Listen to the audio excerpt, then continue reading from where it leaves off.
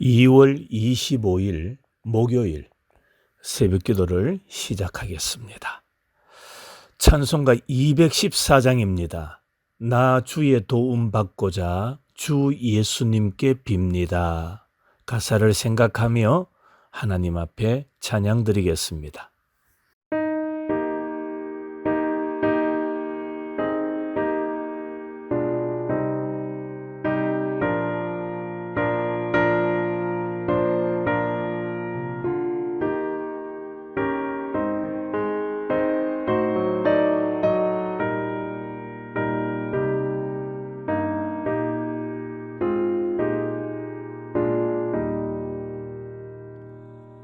나 주의 도움 받고자 주 예수님께 빕니다. 그 구원 허락하시사 날 받아주소서.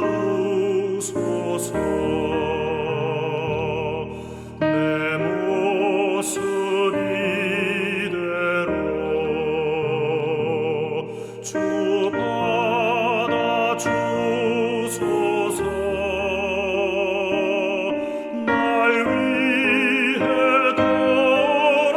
돌아가신 주 날 받아주소서. 내 주님 서신 발 앞에 나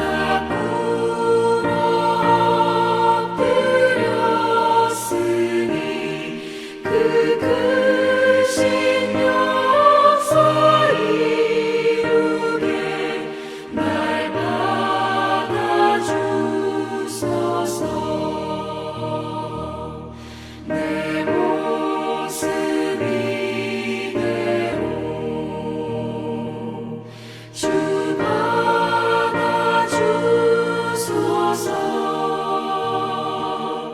날 위해 돌아가신 주 날 받아주소서.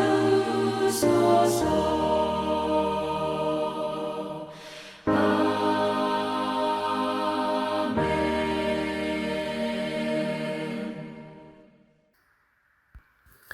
오늘 주시는 하나님의 말씀은 역대하 6장 1절부터 3절까지의 말씀을 봉독합니다.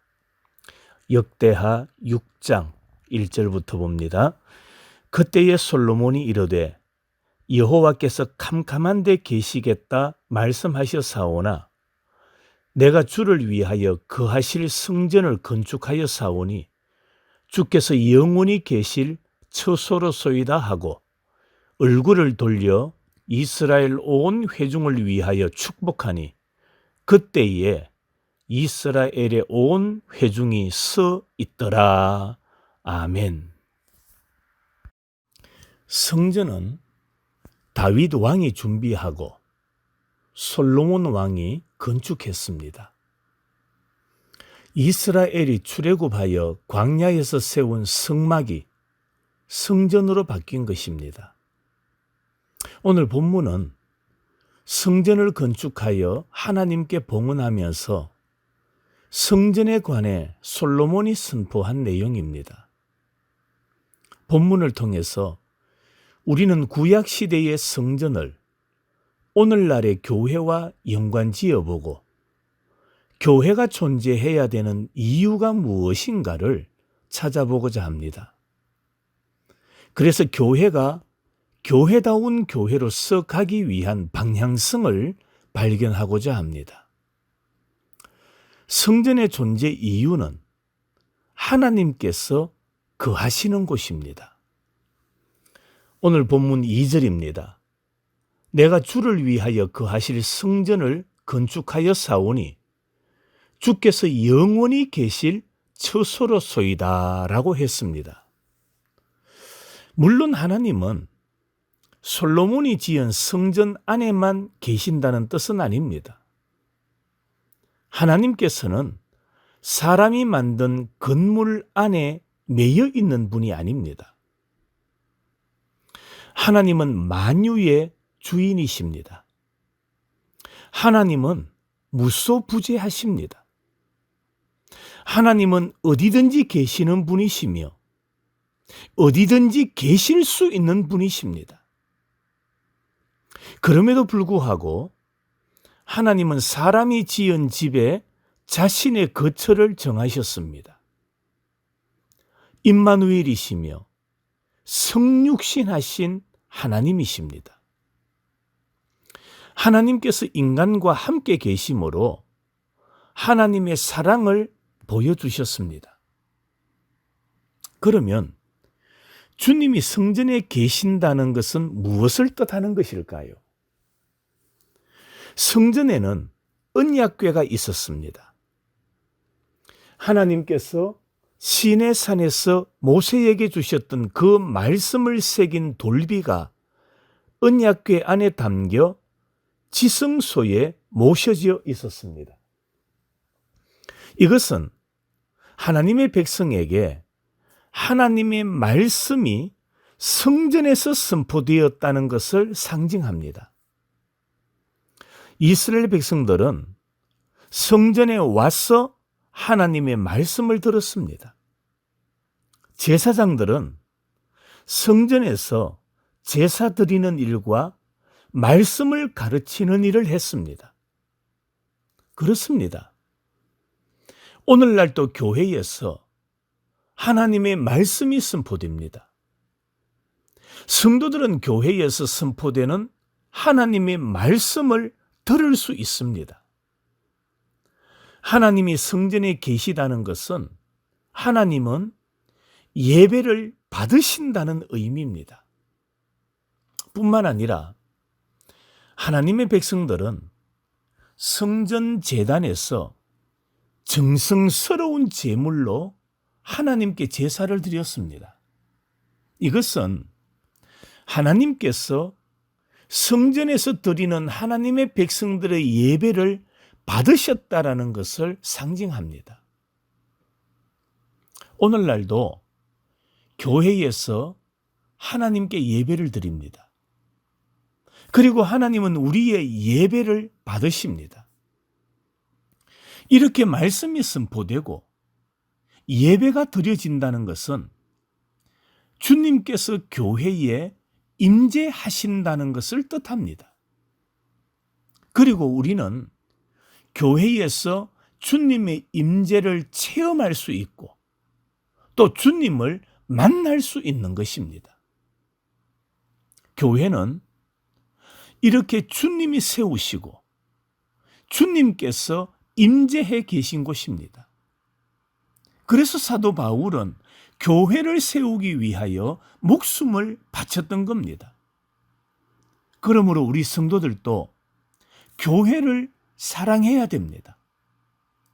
예수님께서 교회를 세우셨던 것처럼 우리들도 수고와 땀과 헌신을 통하여 교회를 사랑하고 교회를 세워가야 됩니다.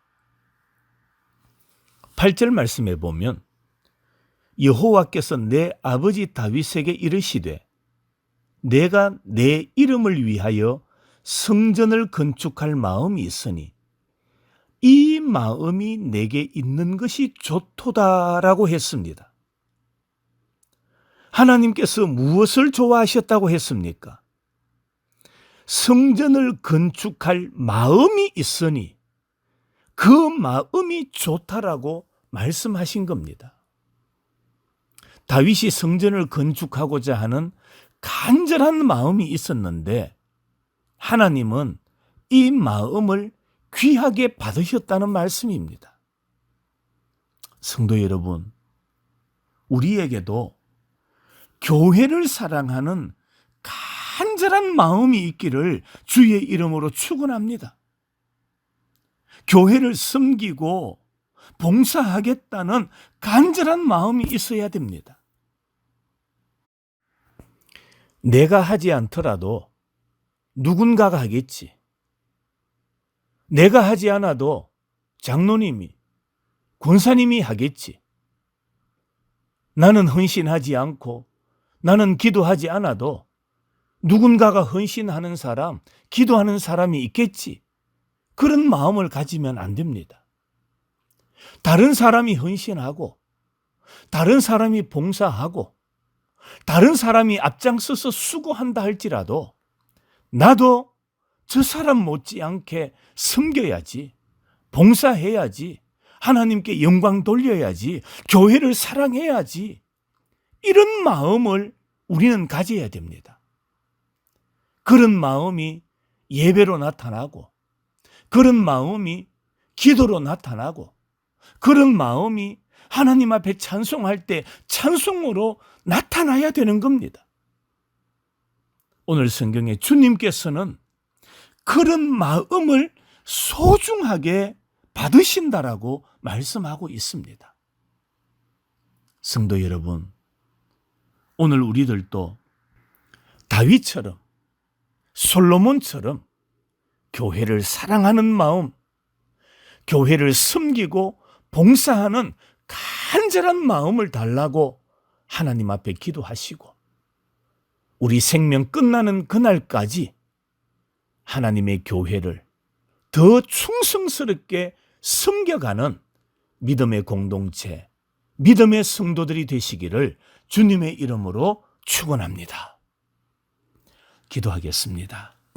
오늘 주신 말씀을 생각하면서 나도, 우리 가정도, 또 내가 속해 있는 기관들이 교회를 사랑하고 이전보다도 더 즐거운 마음으로 섬기고 봉사하게 하옵소서.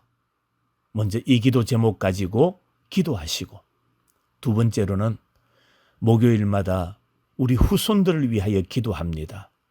가정의 자녀들, 아들, 딸들, 손자, 손녀들, 우리 교회에서 자라나는 주일학교 학생들, 유치부, 초등부, 중고등부 청년들, 예덴 유치원 아이들, 이들이 하나님의 말씀으로 잘 자라나게 해달라고, 세상을 따라가고 세상을 닮아가는 자가 아니라 하나님을 닮아가는 믿음의 자녀들, 믿음의 후손들이 되게 해달라고 간절한 마음으로 눈물로 하나님 앞에 기도하는 시간 가지겠습니다. 오늘 하루도 우리 성도들 걸음걸음마다 주와 동행하는 복된 하루가 되기를 간절히 소망합니다.